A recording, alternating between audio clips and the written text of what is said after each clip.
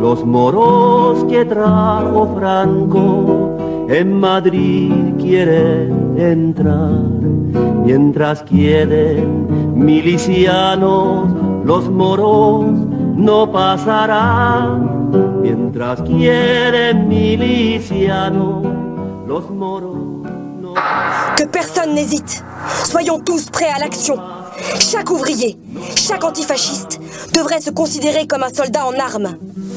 Peuple de Catalogne, du Pays Basque, de Galice, vous tous, Espagnols, défendez la République démocratique. Longue vie à l'union de tous les antifascistes. Longue vie à la République du peuple. Les fascistes ne passeront pas. No pasarán. Ce charismatique, emblématique de Dolores Ibárruri.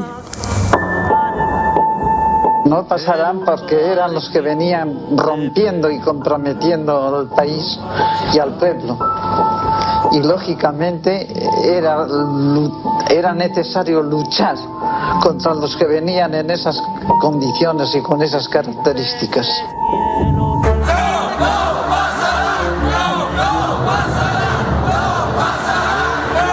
80 ans après, qu'importe le pays, la langue ou le drapeau, quand le temps tourne à l'orage, No Pasarán ressurgit.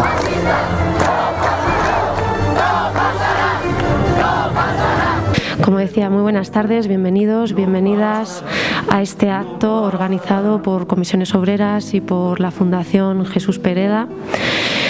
En primer lugar, me gustaría agradecerle su asistencia y su interés por el libro que hoy presentamos, No Pasarán, biografía de Dolores Ibárruri, Pasionaria. Y digo pasionaria y no la pasionaria como comúnmente la conocemos o la llamamos, pues tal y como se recoge en las primeras páginas del libro, el artículo "la" le hacía parecer una folclórica y, como decía ella misma, pues esto no le complacía. Como digo, es un privilegio para mí hacer la presentación de un libro sobre la vida de Dolores, una mujer. Me voy a quitar la mascarilla, me van a permitir, porque es que creo que se oye mejor y... Como digo, de una mujer como Dolores, cuyo retrato he visto colgado en la pared de mi casa desde que tengo uso de razón y por la que he visto a mi padre llorar como una magdalena el día de su muerte, como si de una compañera, una amiga íntima o un familiar se tratase, ¿no? Sin embargo, tras la lectura del libro me he dado cuenta de lo poco que la conocía. Con la lectura de estas páginas, pues he conseguido acompañarla en su camino, poder sentir la fuerza en cada una de las palabras que dirigía a los combatientes, su valentía a seguir luchando por la causa a pesar de ser encarcelada en numerosas ocasiones, su dolor al separarse de sus hijos y sobre todo la impotencia al ver cómo todo aquello por lo que habían luchado y que se había conseguido se desvanecía. Creo que este último es un sentimiento compartido por muchos de los que hoy estamos aquí, que vemos cómo el fascismo avanza, se introduce sin que podamos erradicarlo de la manera que nos gustaría. Es, como digo, un honor para mí hacer la presentación hoy de este libro y de su autor, Mario Amorós, que me acompaña aquí a mi derecha. Periodista e historiador mundialmente conocido por sus obras sobre la Chile del siglo XX y por otras biografías como la de Salvador Allende o Pablo Neruda, que se presentaron aquí en Ávila también, y que ahora, después de 2 años de trabajo, presenta la que sin duda va a ser la obra de referencia de la dirigente comunista vizcaína, porque es la primera vez que un historiador tiene acceso a su archivo personal. Un archivo personal que guarda y custodia con enorme cariño su nieta, Lola Ruiz Ibárruri, que hoy tenemos la suerte de que nos acompañe y que seguro pues, nos contará muchos detalles de nuestra pasionaria desde un punto de vista más familiar o más íntimo. Como digo, ambos han conseguido hacer una obra excepcional y original que nos permite conocer a Dolores no solamente como icono del comunismo internacional, sino o en un ámbito mucho más, como digo, familiar e íntimo. Se trata de un libro que, a pesar de recoger muchísimos datos, personajes históricos y hechos históricos, Se hace de una lectura muy amena y sencilla y placentera, pues la narración es muy sencilla, muy fácil de leer y permite que esté al alcance de cualquier lector sin necesidad de ser historiador. Un sector, por otra parte, para el que la lectura de este libro es obligatoria. Y antes de pasar la palabra a los verdaderos protagonistas de este acto, me gustaría, dado que hoy es el Día Internacional contra la Violencia de Género, pues leeros el concepto que Dolores tenía del comunismo y que se recoge en este libro y que paso a leer, si me permitís. Ser comunista no significa solo defender, en primer lugar, los intereses de la clase obrera y de los campesinos. Significa defender los derechos y los intereses de todos los trabajadores, de todas las víctimas de la opresión capitalista. Significa luchar por los derechos y la igualdad social de la mujer y contra las trabas feudales y prejuicios peligrosos que han hecho de la mujer, a través de los siglos, no solo la esclava de la sociedad, sino la esclava del egoísmo de los hombres. Como se recoge en el libro, ella no se consideraba feminista, pues consideraba que el adjetivo comunista englobaba todas aquellas causas que consideraba justas, entre ellas la lucha de las mujeres por conseguir una igualdad. Creo que aún así de este concepto se puede sacar una defensa a ultranza, ¿no?, de la lucha de las mujeres por conseguir efectivamente esa igualdad que sea real y no vamos a decir maquillada, como ocurre hoy en día, ¿no? Sin más dilaciones, paso la palabra a los verdaderos protagonistas del acto. En primer lugar a su autor, a Lola primero. Vale, pues en primer lugar a Lola, que seguro que nos va a contar un montón de detalles interesantes sobre nuestra pasionaria. Muchas gracias.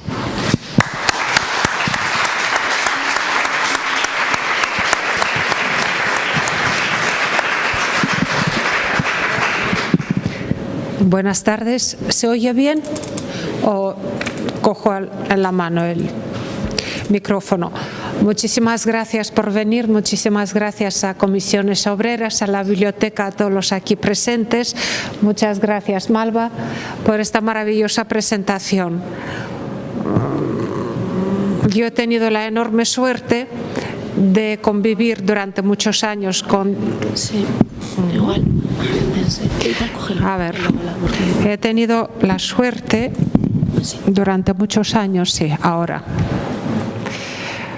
de convivir con Dolores Ibarri, que para mí ha sido toda mi familia, porque directamente del hospital a mí me llevaron a su casa y he sido, por un lado, testigo de una vida muy larga, una vida apasionante, una vida muy trágica, y por otro lado siempre buscas tu propio camino, por un lado, y por otro lado dices, bueno, ¿y yo qué puedo hacer por la causa?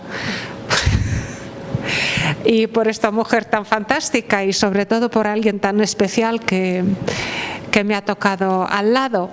Y lamentablemente durante muchos años yo he visto que toda la documentación en nuestra casa se quemaba. El partido era ilegal, los viajes a Francia, por ejemplo, donde estaba la emigración española, mayoritariamente eran ilegales, y por lo cual no se podía guardar nada, no se podía guardar documentos, y poco a poco los documentos iban desapareciendo. Y daba una pena enorme, porque esa sensación que estás viviendo historia y esa historia se desvanece y se convierte en cenizas, literalmente, porque los documentos se quemaban, a mí me daba una tristeza muy grande. Y en algún momento he decidido que voy a salvar de la crema lo que me permitan sacar de la crema, y luego, cuando sea posible, intentar sistematizar y guardar un archivo. De los primeros años de Dolores quedan muy pocas cosas, porque sus documentos, sus papeles, sus artículos, que ella escribía prácticamente todas las semanas y a veces a diario, no se guarda ningún borrador. Al marcharse de Bilbao en el 31 a Madrid, para trabajar en Mundo Obrero. Se perdió su primera juventud, los artículos que ella escribía para El Minero Vizcaíno y todo lo que ella hacía. Luego el traslado a Valencia durante la guerra, de Valencia a Francia, de Francia a Rusia, de Rusia a España. En fin, los documentos iban perdiéndose por el camino y también las condiciones de la guerra impedían llevar consigo trastos. Por ejemplo, cuando los alemanes atacan la Unión Soviética y Dolores tiene que irse a los Urales desde Moscú, donde ella dirigía la radio, no pudieron sacar nada. Lo único que llevaban es un pequeño atadillo y una tortilla española que se prepararon Dolores y sus hijos, pero hasta esto fue robado, desaparecido, etc. Bueno, total, que años después yo empecé a coleccionar documentos, a guardar documentos, a intentar sistematizar documentos, y fueron formándose cajas y cajas, y hace 15 años, con ayuda del Ministerio de Cultura, de Rosa Calvo y de Juanma Andrés, esas tropecientas cajas, que no sé cuántas eran, pero muchísimas, se han convertido en 150 cajas de documentos que estaban en mi casa como la Bella Durmiente.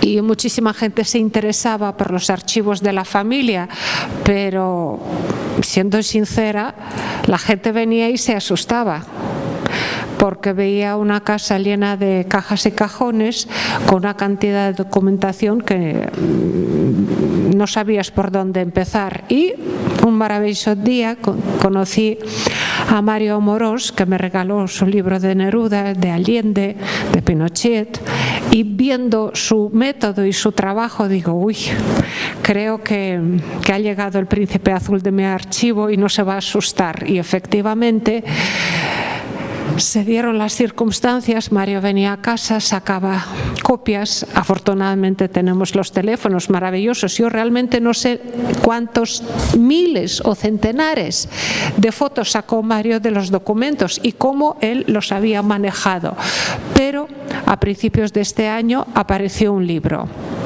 y este libro que Mario generosamente me llevó cuando era solamente un manuscrito, me pareció la biografía, porque en él se reúne tanto la historia de la persona como del personaje, como del siglo XX, como del Partido Comunista, como la Internacional Comunista, como los partidos en general, el desarrollo del mundo obrero en el siglo XX y también de nuestra familia.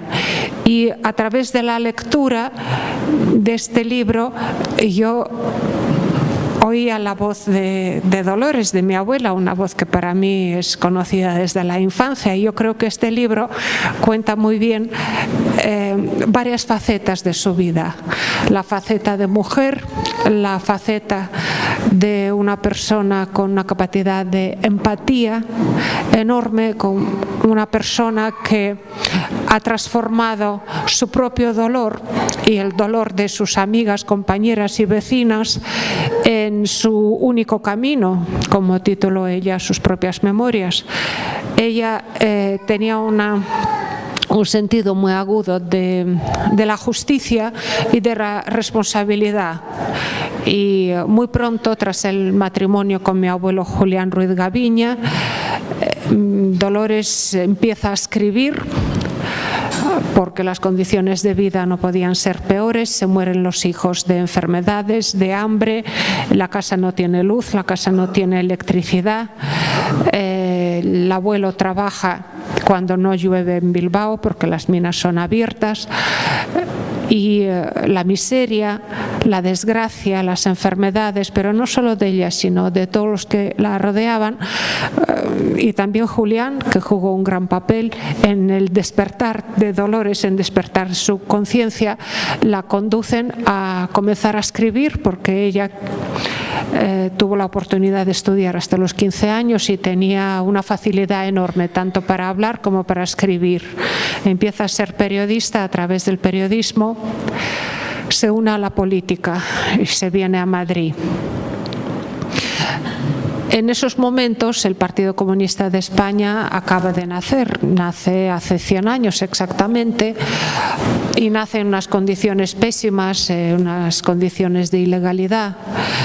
Y la vida de Dolores, que se puede decir tuvo una infancia relativamente normal, se convierte en toda una serie de persecuciones, cárceles, luchas, huelgas. Y su activismo, su deseo de cambiar la vida y cambiar el mundo, la conducen a través del periodismo a la lucha política.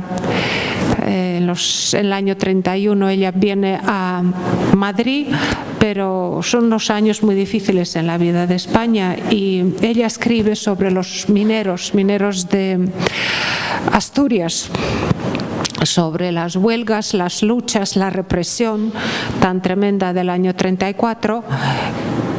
Baja a la mina con los mineros, y para ella yo creo que esa conciencia de necesidad de cambiar el mundo, cambiar la situación social en un país donde todavía quedaban restos de feudalismo, la convierten en la voz de aquellos que nunca tuvieron voz. Y por eso ella acepta ser elegida diputado, cosa que ocurre en el año 36.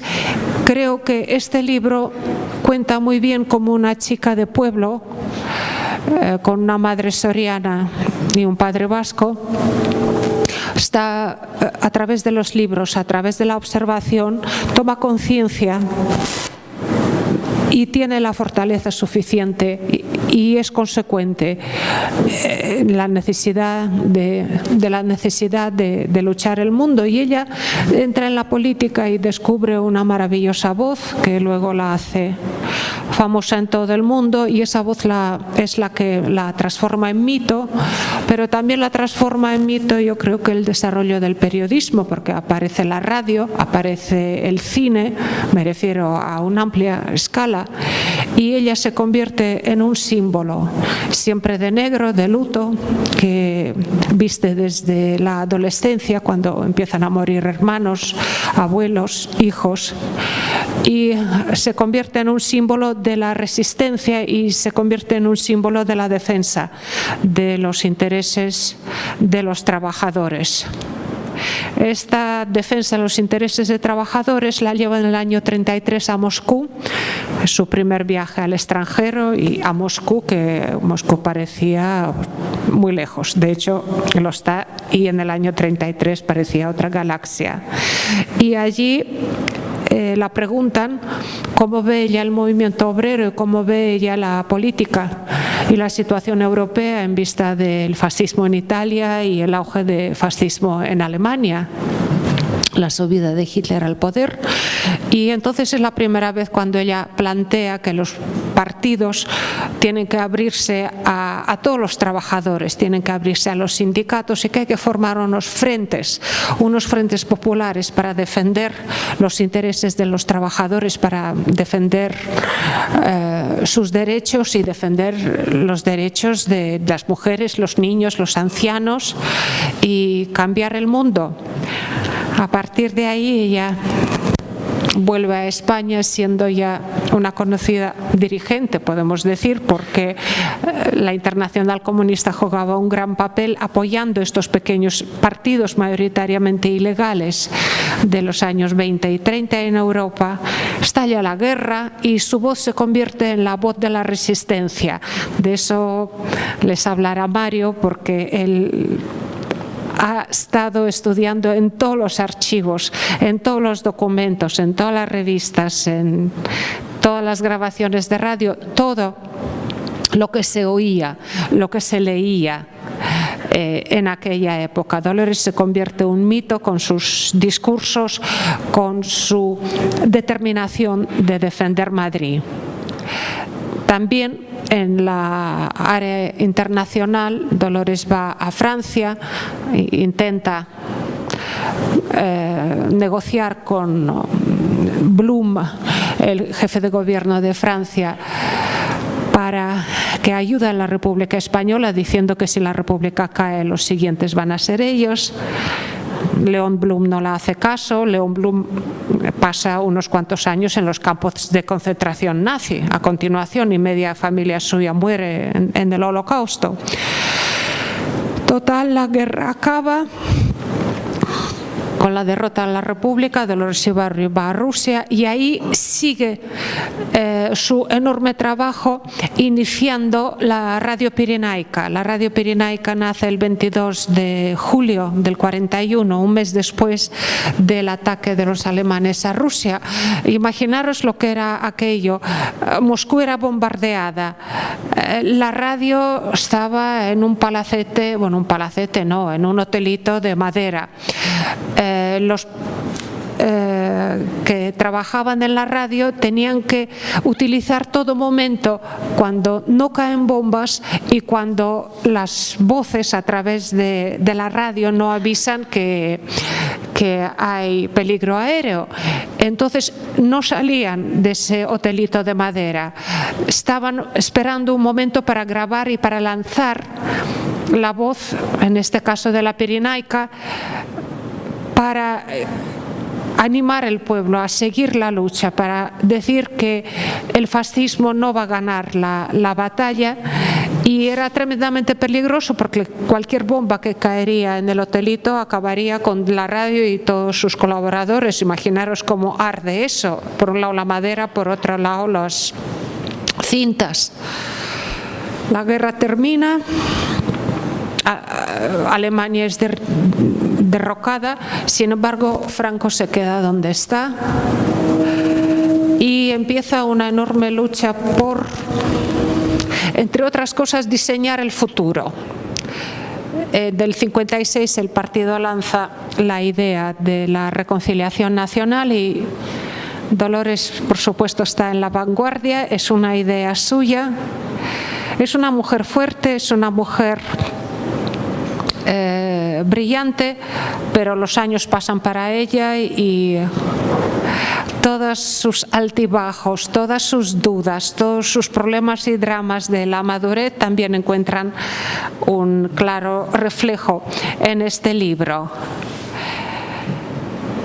Dolores vuelve a España en el año 77, es diputada de nuevo por Asturias y de nuevo esos documentos, los documentos de la campaña electoral, los documentos de su presencia en el Parlamento encuentran reflejo en un libro que para mí es la biografía más completa del personaje, de la época y también del mundo como era, de un largo siglo XX. Podemos preguntar, y bueno, ¿y merecía la pena? ¿Y qué es lo que ha cambiado? Y con lo que está ocurriendo ahora, con las divisiones sociales, pues sí, queda vigente un amplio frente democrático, queda vigente la emancipación de los trabajadores, queda vigente la necesidad de defender los intereses de los trabajadores mañana, día y noche. Y queda el ejemplo de una persona que era ama de casa y se ha convertido en un símbolo de la lucha por la democracia, de la lucha contra el fascismo y la lucha por la emancipación de la mujer y los derechos de la mujer, del hombre y de todos los trabajadores. Yo creo que este libro para mí ha sido una enorme alegría. Pena que mi madre no vive, ha muerto hace 3 años exactamente. Ella estaba haciendo también su propia biografía de Dolores. Yo se la he pasado a Mario como un borrador. También está presente en este libro. Así que yo creo que este libro nos acerca a una persona que hoy en día es un mito, parece una leyenda. Sin embargo, ella se enfrentaba con los mismos problemas que tenemos hoy. Y si el mundo ha progresado, si hoy vivimos mejor que hace 100 años, lo cual es evidente, gente como Dolores ha dejado su vida y Mario Amorós ha dejado una constancia y un precioso, muy interesante testimonio de cómo era esa gente, cómo era su tiempo y por qué sigue siendo vigente su enorme labor. Muchas gracias y muchas gracias, Mario.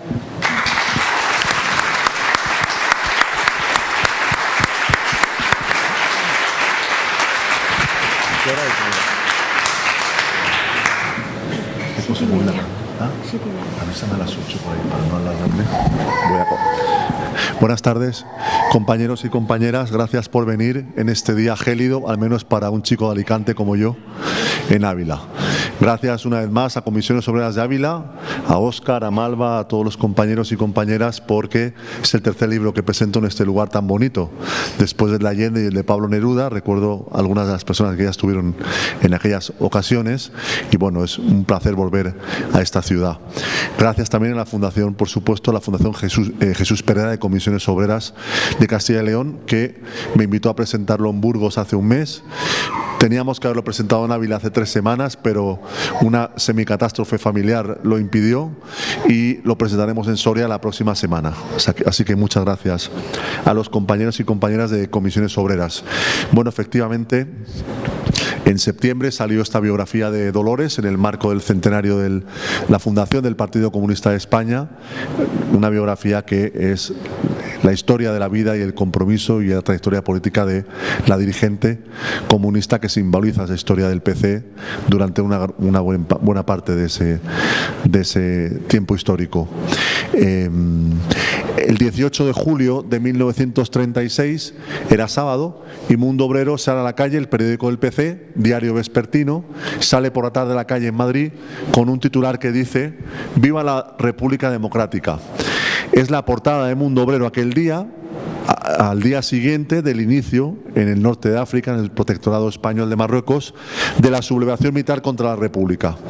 Mundo Obrero lleva en su primera página el comunicado del Ministerio de la Gobernación, el Ministerio del Interior de la época, de las 8:30 de la mañana de aquel día sábado, que aseguraba que el golpe de Estado contra la República iba a terminar en pocas horas y que la normalidad volvería a imperar en todo el territorio español.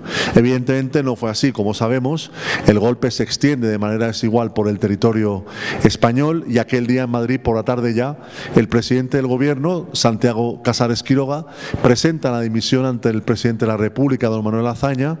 La República está sin gobierno en un momento crucial y además en Madrid, donde estaba Dolores, la población se pregunta qué está pasando en realidad en el conjunto de España. Había una gran cantidad de rumores, comentarios en las calles, los trabajadores se reúnen en la Puerta del Sol, trabajadores de todos los oficios, llegan también a la Casa del Pueblo Socialista en la calle Piamonte número 2, a la sede del Partido Comunista de España que está al lado de la Casa del Pueblo Socialista, trabajadores de todos los oficios que intentan averiguar por boca de sus dirigentes cuál es la dimensión real de ese golpe de Estado que se ha iniciado 24 horas antes. Aquella tarde el Ministerio de la Gobernación ordena que se instalen en la Puerta del Sol de Madrid, en el edificio que hoy es la Presidencia de la Comunidad de Madrid y que en la dictadura fue la Dirección General de Seguridad, donde tantos luchadores por la libertad fueron torturados y vejados durante 40 años. Allí en la Puerta del Sol se instalan los micrófonos de la principal emisora de radio de Madrid, Unión Radio Madrid, la actual cadena SER. Y por esos micrófonos de Unión Radio se van leyendo comunicados de la UGT llamando a la huelga general en todo el territorio español, una declaración conjunta del PSOE y el PC, habla el vicepresidente nacional de la CNT, hablan dirigentes de partidos del Frente Popular y al filo de la medianoche el Partido Comunista de España pide a su diputada por Asturias, Dolores Ibarruri, que llegue a la Puerta del Sol para leer una declaración política del Partido Comunista dirigido al pueblo republicano español. El famoso discurso del no pasarán, y hemos visto un extracto en el vídeo al principio, no fue exactamente un discurso de Dolores Ibarruri, fue un llamamiento del Partido Comunista de España, leído por Dolores Ibarruri a los 10 minutos del 19 de julio de 1936, de pie en el Salón Canalejas del edificio de la Puerta del Sol. Esta es la noticia de Mundo Obrero. Al día siguiente el discurso el no pasarán se publica, se reproduce en todos los periódicos republicanos, también en el periódico del Partido Socialista y también el Mundo Obrero, y es ese discurso en el marco de aquella sublevación militar que semifracasa o semitriunfa en el territorio español y que a lo largo de julio y agosto del 36, ante el apoyo de las potencias fascistas a los sublevados y en particular a Franco, se transforma en una guerra civil. Y en la epopeya y la tragedia de esa guerra civil se forja el mito de Pasionaria, la mujer que representa ante el mundo la resistencia del primer pueblo que levantó las armas para detener el avance del fascismo en el mundo, el pueblo republicano español, que en aquel verano del 36, por ejemplo, muy cerca de aquí, en Guadarrama, del otro lado de la zona de Madrid, los milicianos, aquellos campesinos y aquellos obreros que se unen a las milicias populares, lograron parar a las tropas de Mola que querían avanzar hacia Madrid. En ese contexto, en aquel verano del 36, la figura de Dolores llega a la prensa internacional, el discurso del no pasarán se traduce a varios idiomas y esa consigna da la vuelta al mundo, a un mundo que veía con atención y compasión lo que pasaba en España. Dolores se convierte en un símbolo, en un mito universal que representa esa lucha. Algo increíble si pensamos, como decían Malva y Lola, que Pasionaria nace en 1895 en el corazón de la cuenca minera vizcaína, en Gallarta, un lugar impresionante donde presentamos allí el libro el sábado pasado, que les recomiendo a todos si visitan Bilbao, que se acerquen a Gallarta, porque hay un museo de la minería del País Vasco extraordinario que reconstruye muy bien cómo era la época en la que nace Dolores. Hay en el museo también una sala dedicada a Pasionaria, donde Lola ha cedido objetos personales, libros de la biblioteca de Dolores, muy bonito, eso, algo muy bonito, y uno de verdad se imagina cómo era la vida de los trabajadores de la minería vizcaína hace un siglo en los montes, esos montes formidables de Vizcaya, teñidos de verde. Dolores nace allí en el momento de apogeo de la explotación de las minas de hierro, en el momento en que se forja el capitalismo vizcaíno, tan importante en la historia del siglo XX y actual en España. Se fundan los bancos de Bilbao Vizcaya entonces, y de manera paralela a la eclosión de ese capitalismo y de esa burguesía vizcaína, nace en torno al socialismo, al Partido Socialista y del UGT, un formidable movimiento obrero que se extendió por aquellos montes, por aquellos pueblos mineros de manera muy notable. Ya hay concejales socialistas a principios del siglo XX en Gallarta, en La Arboleda, en Musquiz y en otros pueblos, y está la estructuración de ese movimiento sindical que fue tan importante en la historia de España y que marcará la vida de Dolores, porque ella, aunque es de una familia católica, conservadora políticamente, carlista, ella nace y crece en un entorno donde la conmemoración del 1 de mayo es algo extraordinario, donde el recuerdo de la Comuna de París, tan importante para aquella generación de revolucionarios, fue fundamental en su educación política, y donde esa niña, Dolores, aprenderá canciones proletarias que cantó en reuniones con sus camaradas en el exilio o incluso en mítines del Partido Comunista a su retorno a España. Dolores va a la escuela hasta los 15 años. Ella, su maestra, doña Antonia, le transmitió una gran vocación por la pedagogía. Dolores quiso ser maestra. Fue el primer anhelo de su vida, que se vio frustrado por distintas razones que relato en el libro, y lamentablemente no pudo seguir ese camino. Y bueno, como tantas jóvenes de la época, pues se apuntó a un taller de costura para aprender a coser, y trabajó como tres años como empleada en una taberna del pueblo de La Arboleda, cercano a Gallarta, taberna que aún existe hoy, y trabajó también como empleada para una familia de comerciantes de Gallarta. Esa vida, la vida normal de una muchacha de los años 10, en los años 20 en Vizcaya, cambia cuando Dolores decide casarse con un joven, con un minero socialista, un militante obrero y sindical formidable, que se llamaba Julián Ruiz Gaviña. Julián, nacido en 1890 en el pueblo de Musquiz, militante socialista desde los 13 años, minero desde los 10, participó en todas las huelgas obreras de la minería vizcaína desde el principio del siglo XX. Fue un militante incansable que logró convertir, ellos se casaron en febrero del año 16 por la iglesia en Gallarta, y en un año y medio después Dolores estaba participando en la huelga general revolucionaria de agosto del año 17, tan importante en la historia de España en aquel momento, fabricando explosivos, incluso protegiendo a los compañeros que eran represaliados por el gobierno de la monarquía, y ya plenamente inserta en el movimiento obrero y en el ambiente obrero de la cuenca minera vizcaína. Viene la revolución en Rusia del año 17, que cambiará la historia del siglo XX, que cambiará la vida de Dolores, y ella a final de aquel año 17 ingresa en el Partido Socialista Obrero Español. Dolores fue militante del PSOE, y esto ni siquiera los socialistas lo saben, durante 2 años. Ella lo dejó escrito en sus primeros textos autobiográficos para la Internacional Comunista, que conserva Lola en su fantástico archivo, y dejó anotado ese paso de 2 años en un momento crucial en la historia de los partidos socialistas, puesto que después de la revolución en Rusia, en marzo del año 19, Lenin funda la Tercera Internacional y se abre en todos los partidos comunistas del mundo el debate sobre la adhesión a la Internacional Comunista. Por ejemplo, el Partido Comunista francés aprobó en su Congreso de Tours mayoritariamente, diciembre del año 20, la incorporación a la Internacional Comunista.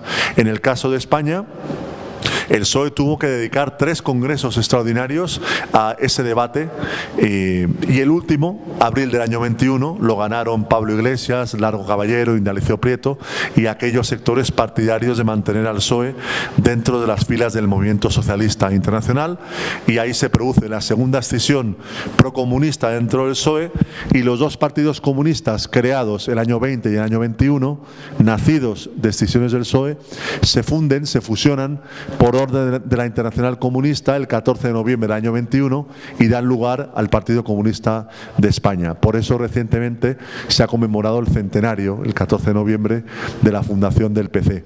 Dolores fue fundadora del Partido Comunista en Vizcaya, no tuvo ningún rol protagonista a escala nacional, aunque la propaganda evidentemente del PC, sobre todo en el exilio, dirá que fue una de las artífices de la fundación del partido. Eso no le quita ningún mérito, porque Vizcaya fue uno de los pocos lugares donde el Partido Comunista arraigó con fuerza en su origen. Allí los comunistas dirigían el sindicato minero, el sindicato metalúrgico en el año 21. Y pasionaria, Dolores fue militante en la cuenca minera, repartiendo propaganda, asistiendo a reuniones en la Casa del Pueblo Comunista, en fin, con una labor de apoyo también en las huelgas, y en su caso con algo muy singular y muy notorio y muy bonito. ¿Por qué Dolores? Porque como había ido a la escuela hasta los 15 años y además sacó sobresaliente en certificado de enseñanza primaria, y aprendió, su maestra le transmitió la devoción por la lectura desde una época muy temprana, ella era capaz de escribir artículos políticos en la prensa, y el primer artículo lo publicó en la Semana Santa del año 18 en el periódico El Minero Vizcaíno, del que no se conservan ejemplares, un artículo titulado La hipocresía religiosa. Ya os podéis imaginar que la Iglesia Católica no quedaba muy bien en aquel texto, y para firmarlo y para que las relaciones con su familia no se enfriaran aún más, ella elige un seudónimo, el seudónimo de Pasionaria, por haberlo escrito en la Semana Santa del año 18. Aquellos años 20 fueron años muy duros en su familia. Ellos vivían en una casa rural en Musquiz.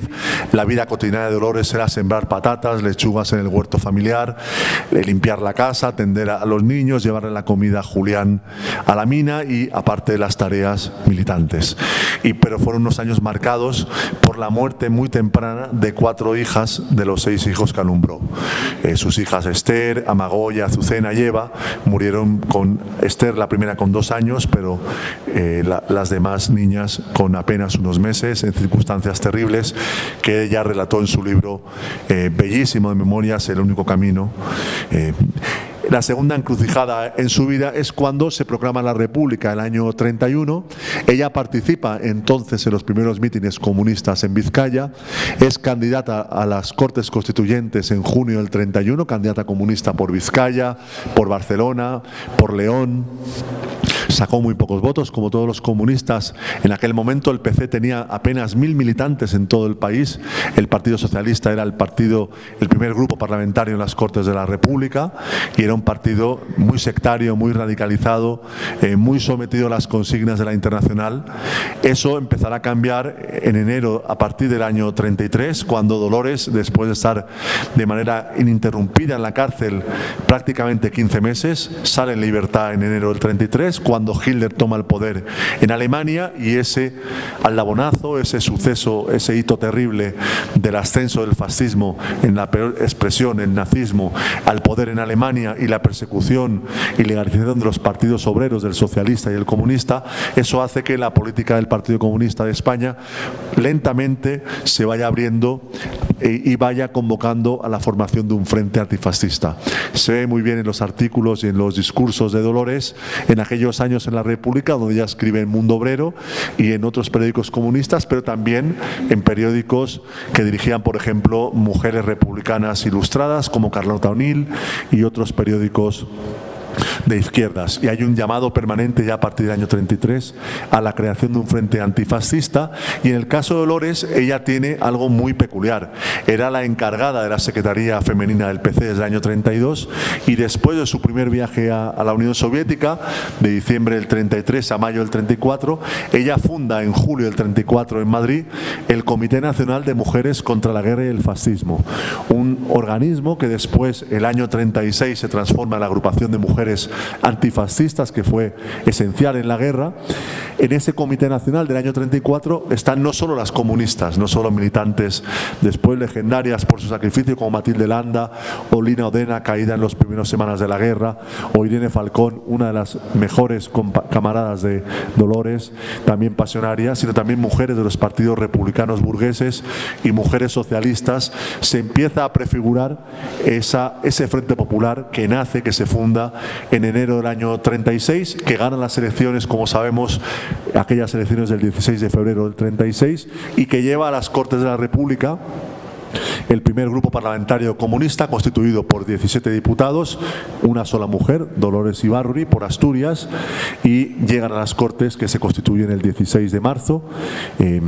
Hay un periodo muy breve hasta el golpe de Estado, pero que sin embargo ofreció a Pasionaria la oportunidad de demostrar que no solo era una gran oradora y una gran dirigente política, gran oradora en mítines, que todavía en YouTube se conservan vídeos que son impresionantes, escuchar esa voz que conmovió a tantas personas a lo largo de 60, 50 años, sino que también Dolores fue una mujer que supo formarse políticamente y que demostró en las Cortes, sobre todo en aquel debate del 16 de junio del año 36, tan citado por la extrema derecha para manipularlo al acusar a Dolores de haber amenazado de muerte a Calvo Sotelo, cosa que es absolutamente falsa, como han demostrado otros historiadores, pero lo siguen repitiendo. Sí, pero en aquel debate en las Cortes Dolores responde al líder de la CEDA, José María Gil Robles, el gran líder, del principal líder de la derecha antirrepublicana, y le responde con un discurso memorable, que hasta el propio Gil Robles en su libro No fue posible la paz elogió, un discurso donde Pasionaria denuncia la conspiración en marcha contra la República y advierte del peligro que supone esa conspiración y el fascismo. Viene el golpe del 17 y 18 de julio y la guerra ya a partir de agosto del 36, cuando Franco y los sublevados empiezan a recibir una ayuda increíble de las potencias fascistas que desequilibra la relación de fuerzas. Y Dolores, primero en aquel verano del 36, cuando venía a Guadarrama en julio y agosto del 36 prácticamente 2-3 veces por semana, como también Aro Caballero u otros dirigentes del Frente Popular, a arengar a los milicianos a que resistieran, abrasados por el sol de la sierra, a que resistieran ante ese ejército sublevado, un ejército profesional bien pertrechado que quería llegar a Madrid. Y sobre todo en el caso de Pasionaria, lo que citaba Lola, el viaje a Francia en agosto, a finales de agosto del 36, cuando se entrevista con León Blum, presidente socialista del Frente Popular en Francia, del gobierno, y sobre todo protagoniza aquel mitin memorable en el Velódromo de Invierno de París del 3 de septiembre del 36 ante decenas de miles de personas, cuando en un discurso inolvidable que fue recordado siempre por generaciones antifascistas que asistieron a aquel mitin, Dolores dice aquella frase de más vale morir de pie que vivir siempre arrodillados, y hace un llamamiento a la Francia antifascista que ayuden a la República Española, porque advierte que si Francia no ayuda a España y además cumple los acuerdos entre ambos estados, Francia más pronto que tarde sería agredida también por el fascismo, cosa que evidentemente sabemos que fue así a partir del año 40 con la invasión nazi de Francia. Y después el episodio impresionante impresionante de la defensa de Madrid en octubre, noviembre del 36, en circunstancias dramáticas, puesto que se pensaba que Madrid iba a caer en manos de los sublevados, y Madrid logró resistir gracias al heroísmo de los milicianos, del Quinto Regimiento, de los soldados y oficiales leales a la República, a la llegada de la ayuda soviética, a la contribución de las brigadas internacionales. Madrid se salva, y en aquellas semanas Dolores protagoniza mítines impresionantes en cines como el Capitol o el Monumental, que no existen hoy, y allí Dolores decía que era increíble ir a celebrar un mitin en una ciudad que era bombardeada a diario, la primera ciudad bombardeada desde el aire en la historia de manera masiva, diariamente, incluso los hospitales. Bueno, Madrid se salvó. Dolores parte a Valencia a finales de noviembre del 36, estará en Valencia, estará en Barcelona, y de allí se desplazará a los frentes de guerra, volverá a Madrid para actos y reuniones del Partido Comunista. Todo lo de la guerra ocupa 3 capítulos en el libro, 150 páginas, centrado fundamentalmente en el papel de Dolores, también en la evolución de la política del Partido Comunista. Por supuesto, no eludo los aspectos más controvertidos de la guerra, en el caso del Partido Comunista, explicados históricamente a partir de la documentación de los archivos. Y la guerra acaba en marzo del 39 de la peor de las maneras posibles, con un golpe de Estado dentro de la República contra el gobierno de don Juan Negrín, apoyado por el Partido Comunista, con un enfrentamiento fratricida, sobre todo en Madrid, y ese golpe hace que Dolores salga al exilio el 6 de marzo del año 39 desde el aeródromo de Monóvar, en Alicante, a pocos kilómetros de mi pueblo. Sale en avioneta Orán, como Alberti, como María Teresa León, como otros dirigentes republicanos y comunistas, y Dolores llegará a Moscú en abril del año 39. Llega y es parte del debate que tiene el Partido Comunista de España en el exilio en aquel momento, en Moscú, en la Unión Soviética, acerca de las causas de la derrota de la República. Es un debate ordenado por la Internacional para que otros partidos comunistas puedan extraer lecciones de lo sucedido en España. Viene la Guerra Mundial a partir de septiembre del 39. El Partido Comunista de España evidentemente apoya las posiciones soviéticas, también en aspectos controvertidos, también de la pluma de Dolores, y la guerra cambia para el PC y para Pasionaria con la invasión nazi de la Unión Soviética el 22 de junio del año 41, cuando una increíble maquinaria de guerra alemana invade por sorpresa la URSS, y eso significa que, por ejemplo, se cree la Radio Pirenaica, que tiene a Dolores su primera directora, y que Moscú, a donde el ejército alemán llega a las puertas en solo 3-4 meses, es evacuado, y Dolores sacada con otros dirigentes comunistas y con miles de personas al interior de la Unión Soviética, a los Urales. El papel de Pasionaria en la guerra fue algo tan prosaico como leer discursos por radio. Ella estuvo en Ufa, en los Urales, hasta el año 43, volverá a Moscú en la primavera ya del año 43. Y se conservan en el archivo de Lola y en el archivo histórico del PC centenares, si no miles de páginas de discursos de Dolores por radio, comentando el día a día de la guerra mundial, llamando a los pueblos del mundo a unirse contra el fascismo, incluso con discursos dirigidos a los soldados españoles de la División Azul a que no siguieran luchando con los nazis.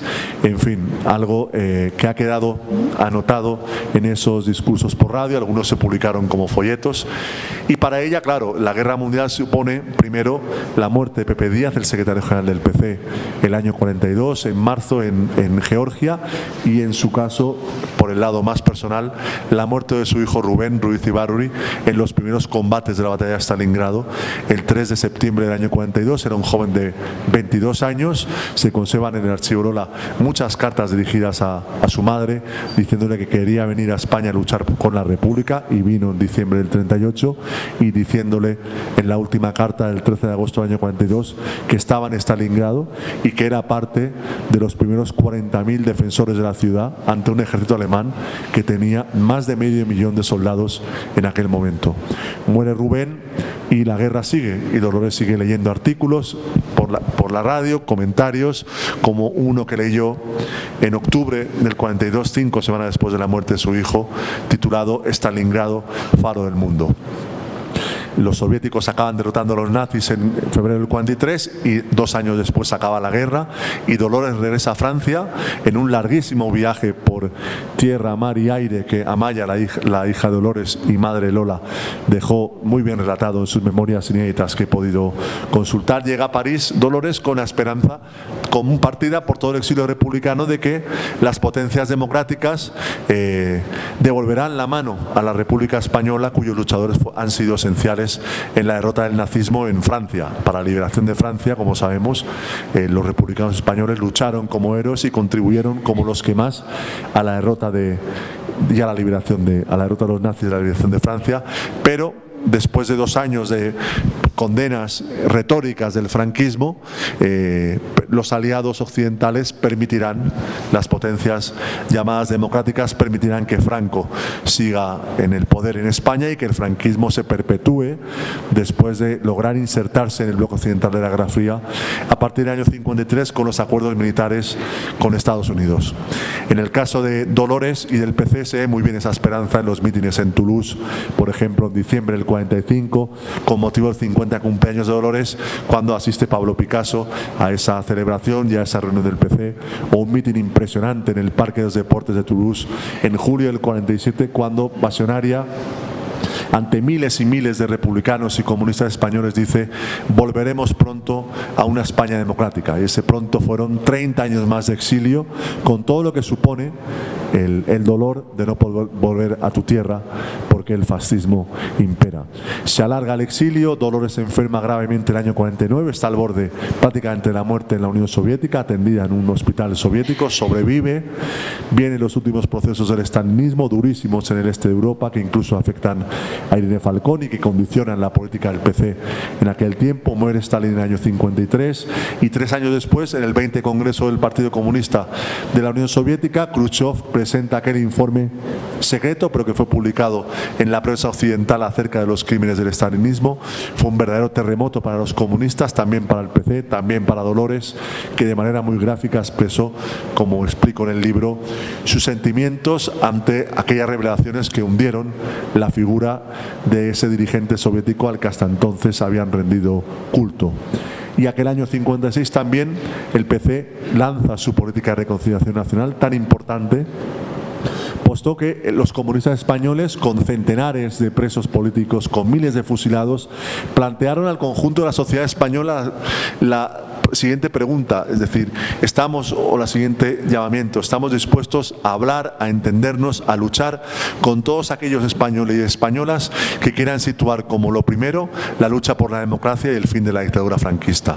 Eso permitió establecer alianzas con sectores obreros católicos como la OAC, la JOC, que fueron tan importantes y que dieron con su paraguas de legalidad cobijo a aquellas nacientes comisiones obreras que se empezaron a estructurar primero de manera espontánea a finales de los 50 y ya en los años 60 con un sentido de organización y de estructuración, y que fue el gran baluarte en la lucha contra la dictadura al incorporar a la lucha por la libertad a una nueva generación de militantes obreros, hijos de aquellos que hicieron la guerra, pero también hijos de quienes ganaron la guerra, que en las fábricas, en los tajos, derrotaron al sindicato vertical y además contribuyeron enormemente a la lucha por la libertad. En los años 60 el PC se convierte en el partido del antifranquismo, a donde llegan todos aquellos que quieren luchar de manera eficaz por la democracia y por la libertad. Dolores ya no es la secretaria general del PC desde diciembre del 59, lo es Santiago Carrillo, pero Dolores es la presidenta del Partido Comunista. Y como tal tiene un papel importante, primero a través de la Pirenaica, como muy bien decía Lola, en el momento de las huelgas de Asturias del año 62 o cuando el fusilamiento de Julián Grimau, la voz de Dolores llega de muy lejos, llega a los hogares de los españoles para decirles que hay que luchar como en Asturias, que hay que luchar como los compañeros del Metal en Madrid o en Jerez, en tantas batallas que dieron, y luchar por la democracia y llamar a unirse en la lucha por la democracia.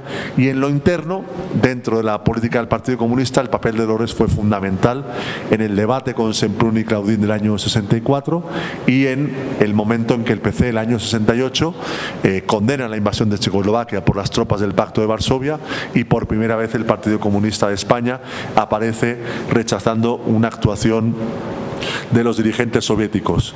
Vienen los años 70 y Dolores vuelve a Europa Occidental para protagonizar mítines en París o en Ginebra, año 74, en Roma, el año 75, con motivo de su 80 cumpleaños. Muere Franco. Y el gran anhelo de Dolores, ya con 80 años, en el exilio en Moscú, cuidando a sus nietos, a Lola, a Rubén, a Fiodor, era volver a España. Lola me contaba cómo alguna noche vio en su casa de Moscú llorar a Dolores, porque pensaba que, como le pasó a muchos compañeros republicanos, socialistas, anarquistas, comunistas, murieron lejos de su patria, lejos de la tierra que les vio nacer. Y hoy, cuando la extrema derecha intenta apropiarse de la palabra patria o del sentimiento de cariño que todos tenemos a la tierra donde nos ha tocado nacer, hubiéramos podido nacer en Australia, en China o en Canadá, pero nos tocó a unos en Ávila, a otros en Alicante, y tenemos un sentimiento de cariño lógico hacia nuestra tierra, hacia nuestro país, hacia nuestro pueblo. Bueno, Dolores siempre habló muy bien de la aportación, primero de sus raíces vascas y españolas, de las que se sentía muy orgullosas, y después de la aportación de la cultura española, por ejemplo, la cultura universal, de los grandes escritores, de los grandes poetas, y también habló en muchos discursos en el exilio de la historia de las luchas populares en la historia de España, los comuneros de Castilla, el 2 de mayo, para qué decir la lucha de la República, o de las brigadas internacionales. Ella reivindicó siempre el orgullo de sentirse español, comunista, vasca, en el exilio. Y así, por ejemplo, en el mitin de París le habló a aquellos trabajadores españoles que estaban en la inmigración ganándose el pan en Francia o en Suiza. Les dijo una frase tan bonita como: con el recuerdo de España grabado en el alma. Bueno, ella pudo volver en mayo del año 77, esa imagen que todos tenemos viendo a Dolores bajar del avión en el aeropuerto de Barajas, y como siempre todo en Dolores es algo muy simbólico, muy representativo. Dolores en las Cortes Constituyentes del brazo de Alberti, Dolores en la mesa de edad como vicepresidenta, Dolores dando la mano a un hijo de esta tierra, al presidente Adolfo Suárez, en la Constitución de las Cortes Democráticas, al que le desea suerte. Y recordemos que Adolfo Suárez fue al funeral de Pasionaria a rendir respeto a la figura de Dolores, y Dolores en el Parlamento acompañando el proceso de transición a la democracia. En los últimos años de su vida destaco como, en un momento muy difícil para el Partido Comunista de España, de tantas divisiones, la debacle electoral del año 82, ella siempre llamó desde su convicción, desde su fe, y dijo más de alguna vez que ella siempre había tenido la fe del carbonero en el triunfo de las ideas a las que consagró su vida. Llamó siempre a las comunistas y a los comunistas a militar en el Partido Comunista de España, a cuidar un partido muchas veces maltratado por algunos de sus dirigentes, y a militar en el PC. Bueno, hoy Dolores estaría contenta de ver actos como este, que recuerdan su figura y recuerdan la historia del partido al que dedicó su vida, y también contenta de saber que su partido está vivo, está arraigado en el movimiento obrero, está presente en las instituciones, influye de manera importante por primera vez en el gobierno de España, y ahí está la batalla por derogar la infame reforma laboral del Partido Popular. Y bueno, yo espero que mi biografía sirva sobre todo para que los jóvenes, Nicole, los que son más mayores que Nicole y los que vienen tras de Nicole, puedan conocer quién fue Dolores Ibárruri, que representa en su figura mucho más que su vida, representa la lucha de la clase obrera española y lo mejor de la historia de España en el siglo XX. Muchas gracias.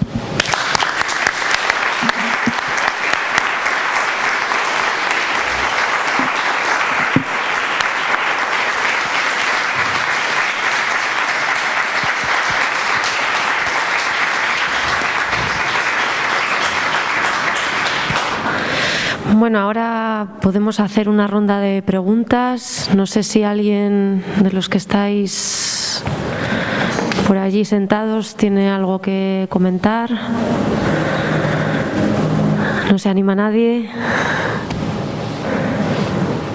¿No? Bueno, pues voy a empezar yo, a ver si así, ¿no? Yo tengo aquí varias cuestiones que me gustaría preguntar. La primera de ellas es en relación a Stalin. En el libro hay una carta que Dolores dirige a Stalin por su cumpleaños, y en el que le llama maestro, ¿no? Entonces, en esta carta aparece un especial cariño, respeto, bueno, una visión muy positiva sobre Stalin, ¿no? Pero según va avanzando el libro, esto va cambiando y llega un momento en el que en sus discursos no le nombra. Esto me gustaría un poco, bueno, pues que nos explicaseis. Sí.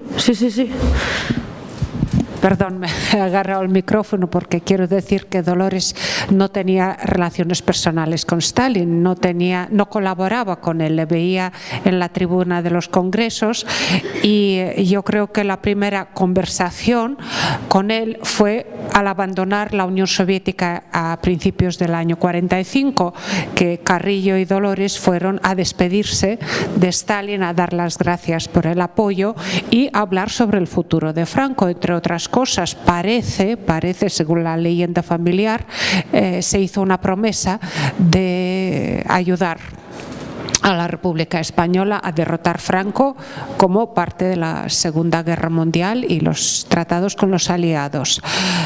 Otra vez le vio personalmente en el año 48 estando en el hospital, porque en el hospital se encontraba el presidente de la Internacional Comunista, Jorge Dimitrov, que se estaba muriendo.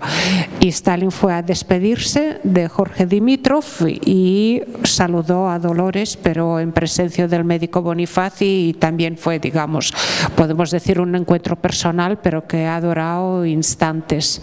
El 70 aniversario que se celebró en Rusia con gran bombo y platillo, yo creo que era el año 49, donde se reunió todo el movimiento comunista de la época. Estaba Mao Zedong, estaba Ho Chi Minh, estaba Togliatti, estaban los franceses, Maurice Thorez, Val-de-Crochet, y por supuesto había una tradición, yo creo que esta tradición tiene algo de oriental, de rendir una especie de homenaje y rendir culto a la personalidad de Stalin. Sin embargo, yo creo que es más o menos una ceremonia tradicional que todos los comunistas de la época guardaban, y sin embargo no existía ni una relación personal. Había una admiración por un líder de un país como la Unión Soviética, pero también existía una enorme distancia. Y ahora paso a Mario el micrófono. Claro. Bueno, evidentemente todos los comunistas rindieron culto a la figura de Stalin hasta su muerte y hasta el año 56, hasta el informe del 20 Congreso del PQS. Bueno, en el libro aparecen citas y citas de ese culto a la personalidad de Stalin, que en el caso del PC se refleja en los años 40 en un culto a la figura de Dolores. La celebración de los cumpleaños de Dolores hasta el año 56 era algo exagerado, propio de la época, explicable históricamente, fue así. A nosotros hoy nos chocaría mucho, pero en el contexto de la época, un partido perseguido, un partido que la dictadura aquí quería aniquilar, la figura de Dolores era una figura que estimulaba a luchar dentro de España. No se imaginan ustedes la cantidad de presos comunistas que antes de ser fusilados, en las últimas cartas que podían escribir a sus familias, citan a Pasionaria. Yo menciono en el libro un guerrillero gallego del Maquis y una persona que, como en España somos como somos, nadie sabe quién es, Cristino García Granda. En París tiene calles, tiene una calle a su nombre, en Francia en otros lugares, héroe de la residencia francesa, condecorado por el Estado francés con las máximas condecoraciones, que fue fusilado en Carabanchel en febrero del 46 y que en la última carta a su familia escribió sobre Dolores: tu nombre es nuestra bandera, ¿no? Bueno, es verdad que había un culto a la figura de Dolores y muy exagerado, con muchos epítetos. En el caso de la figura de Stalin, Pasionaria, su forma de hacer autocrítica, como muy bien decía Lola, como he leído todos sus artículos, El Mundo Obrero, en el periódico del PC, pues ella a partir del año 56 jamás volvió a citar a Stalin en un discurso público o en un artículo de prensa. Continuó escribiendo artículos sobre Lenin, sobre la importancia histórica de la Revolución de Octubre, pero no mencionó más a Stalin, y en una reunión del Comité Central del año 68 del PC, fue muy expresiva en lo que había significado para ella conocer tempranamente ese informe de Khrushchev. Otros comunistas de la época tan notables como Dolores, por ejemplo Pablo Neruda, en su poesía hay un antes y un después de la muerte de Stalin y del informe de Khrushchev. Neruda, a partir de ese momento, empieza a escribir odas a la cebolla, odas al vino, odas al hombre sencillo, y desaparece el tono épico de su poesía. Por ejemplo, un libro muy comunista, Las uvas y el viento, del año 54, que es un canto a la reconstrucción de los países socialistas después de la Guerra Mundial. Pues Neruda, su forma de expresarlo, no podía hacerlo con discursos políticos, sino con su poesía, era cambiando el tono de su poesía sin dejar de ser comunista y de ser un gran dirigente y una gran personalidad política en Chile. Pero aquello se reflejó de esa manera y evidentemente parte de la tragedia del comunismo en el siglo XX fue evidentemente el estalinismo y lo que significó, y para mí ha sido durísimo contarlo en el libro, en episodios, y apoyándome en grandes historiadores como Erich Hobsbawm o Josep Fontana, que relatan aspectos que son, pues para personas como nosotros, muy duros de conocer y muy duros de asumir, pero que son parte de la historia. ¿Nadie se anima? ¿No? Seguro que no tenemos otra oportunidad, ¿eh? ¿No? Bueno, pues venga, yo voy a decir otra. En cuanto a la religión católica, has comentado que nace en una familia muy religiosa, ¿no? Pero a lo largo de su vida mantiene esta trayectoria religiosa o no, o sea, aparte de la religión, ¿qué relación hay de pasionaria con la Iglesia? Y bueno, un poco... Comentaré una cosa y luego le pediré a Lola que recuerden la etapa final de la vida de Dolores, la relación con el padre Llanos, al que imagino que tú también conociste, Lola. Bueno, Dolores, como dije al principio, fue una muchacha que iba a misa todos los domingos y fiestas de guardar, que acudía con su maestra a vestir a la Virgen de Gallarta, todas aquellas cosas. Fue parte de una organización llamada el Apostolado de la Oración, que rendía culto al Sagrado Corazón de Jesús. En fin, todas aquellas cosas que en su caso cambian de manera abrupta cuando se casa con Julián Ruiz. Bautizaron a su primera hija Esther en diciembre del año 16, pero a partir de ahí se separa durante décadas de la Iglesia Católica. Es verdad que le queda un pozo en su discurso político muy notable de giros de la Biblia, de expresiones de las hijas de Jerusalén, los fariseos, que es muy definitorio de su discurso político, pero tiene artículos evidentemente en la época de la República muy duros contra el compromiso de la Iglesia Católica con la derecha y con la conspiración contra la República, ¿no? Pero luego hay una cosa muy interesante, y es que Dolores se da cuenta tempranamente, también el PC, de la importancia que tiene en los años 60 el giro que en sectores crecientes de la Iglesia Católica se va dando, los curas obreros, la OAC, la JOC, incluso en Cataluña, por ejemplo, el compromiso de sectores de la jerarquía con la lucha antifranquista o denuncias de las torturas de los presos del franquismo. Y Dolores muy pronto lo empieza a destacar en discursos en el exilio en la Unión Soviética, en los países socialistas, y por ejemplo cuando ella va a Barcelona en noviembre del año 77, vuelve a Barcelona por primera vez desde la guerra, va a la abadía de Montserrat y agradece al abad de Montserrat el compromiso que han tenido con la lucha antifranquista, protegiendo a los luchadores, a los perseguidos y comprometiéndose con la lucha por las libertades, ¿no? Y en la etapa final de su vida, Dolores tuvo una gran amistad con el padre Llanos, militante de Comisiones Obreras, militante del PC, una amistad muy bonita en los últimos años de su vida, que iba al padre Llanos a casa de Dolores, con Amaya, no sé si Lola lo vio muchas veces y nos puede contar algo de eso. Como ha dicho Mario, Dolores procedía de una familia católica apostólica romana y muy conservadora.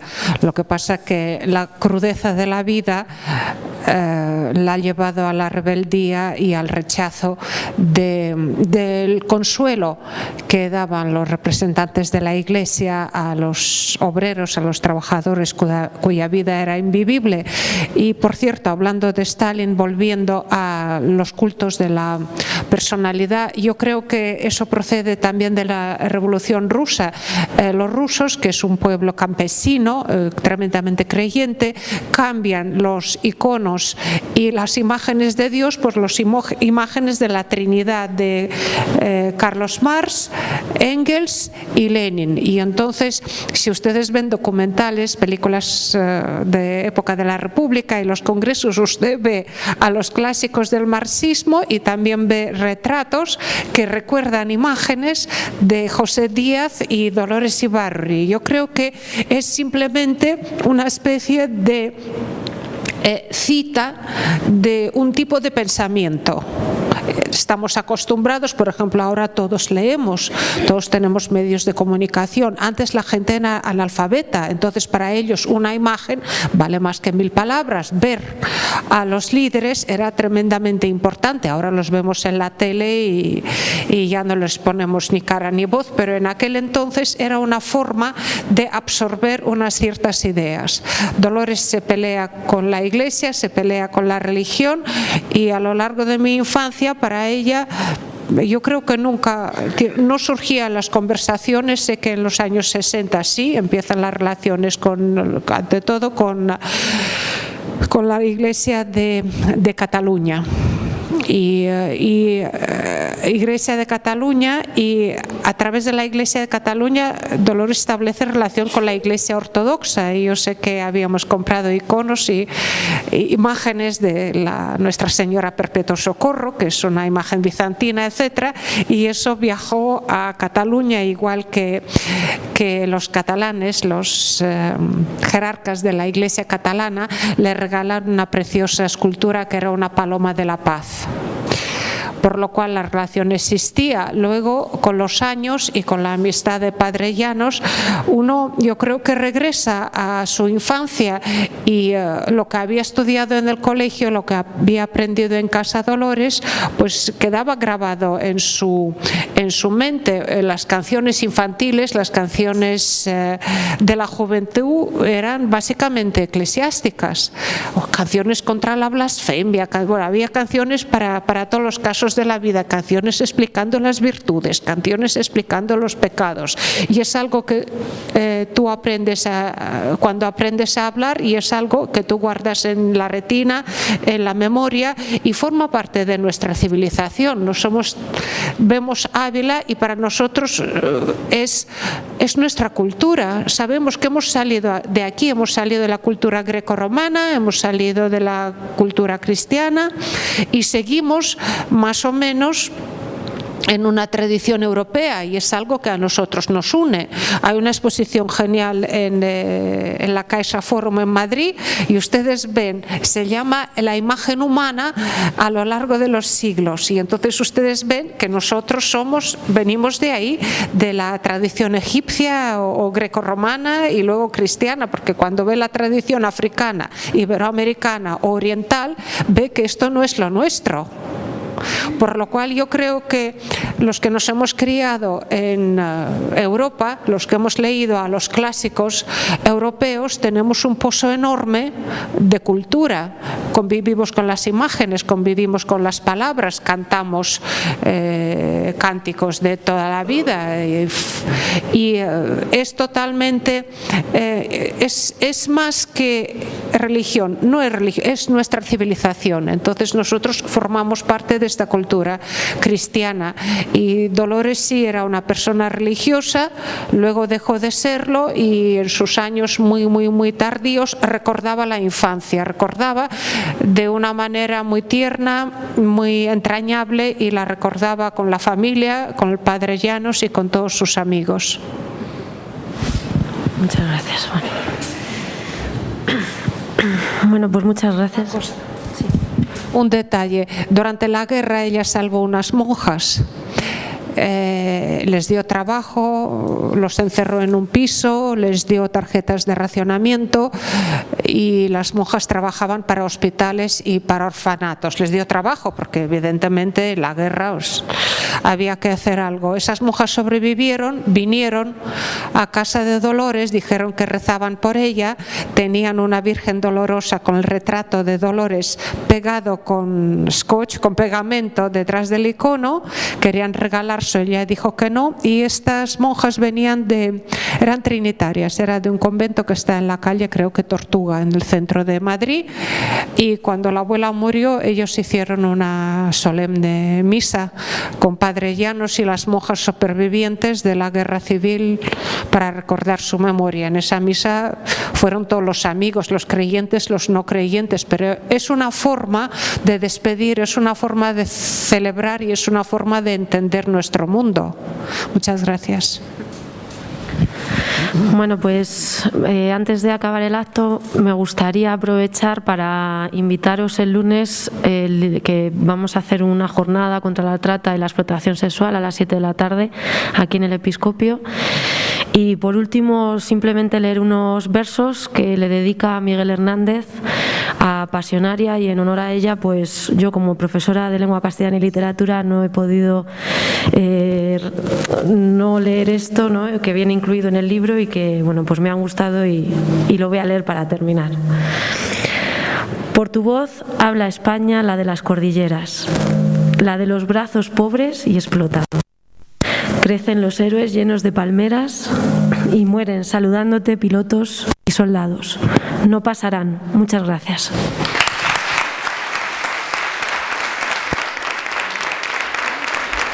¿Quién se acordaba de ti en la batalla del Ebro? ¿Quién serías tú, Carmela, cantada en la voz del pueblo?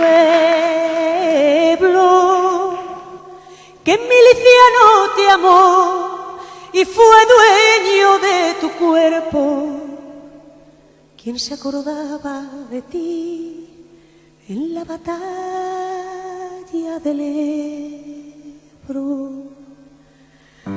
¡Ay, Carmela!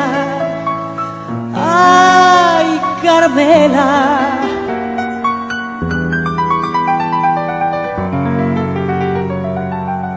¿Dónde has estado, Carmela,